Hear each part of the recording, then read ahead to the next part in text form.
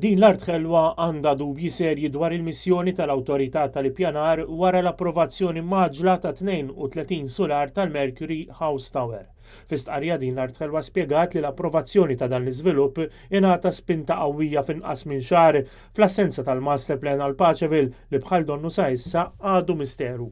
Dan kollu jindika b'mod ċar li l-awtorità tal-ippjanar hija bis-sentità li sservi ta' timbru biex tapprova t-torrijiet madwar il-Gżejjer Maltin mingħajr biss ma tieħu konsiderazzjonijiet serji dwar ir-riperkussjonijiet li dawn il-proġetti jaf ikollhom fuq il-komunità, iż-żona u l-iżvilupp li jista' jkun hemm fl-inħawi fil-ġejjieni. Din l-art ħelwa insistiet li bi 32 solar din il-binja ser tkun qed tispikka kompletament mal-bqija tal-ambjent urban tal-madwar, fi stqarrija ġie spjegat li l-effett ser ikun estrem u ferm negattiv fuq l-infrastruttura sħiħa kif ukoll fuq l-irħula u l-villaġġi tal-madwar bħal fost l-oħrajn is-swieqi ta' Sliema, San Ġiljan u l-Madlena. Ingħad ukoll li dan il-prezz se jkun qed iħallas għalih il-poplu u mhux l-iżviluppatur.